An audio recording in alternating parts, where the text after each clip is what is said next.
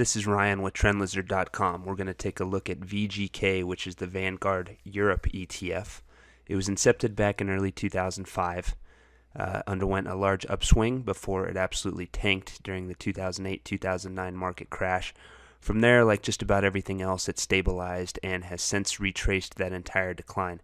It's certainly taken a lot longer than the decline took, but nevertheless, it is clearly a trendy move. A very clear 5-wave subdivision here. It is in the final 5th wave of this advance off the 2009 low.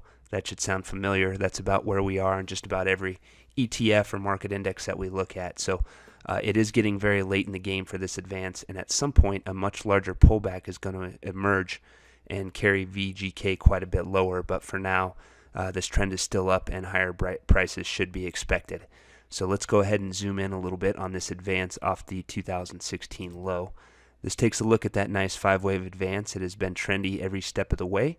In 2018 in January, it reversed course here, pulled back, and appears to still be in a pullback that's not quite over here. So the advance itself is not over off the June 2016 low. We're still looking for the formation of a 5-wave advance before the overall formation completes, so it does still look bullish overall. However, in the near term, it seems very feasible that a larger pullback is going to take shape off the 2018 low before the uptrend resumes again and gives us that nice final up leg into a more important high. So let's zoom in on the 2018 pullback. Here's a look at that move. The first initial down leg was very sharp, very trendy. It looked very trendy on several different ETFs and market indexes.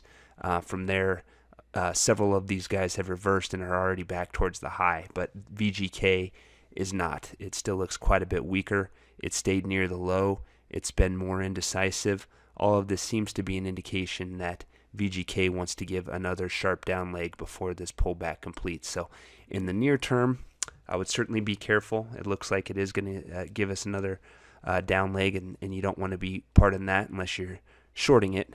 But that in itself would be aggressive, seeing as how the overall trend is still up.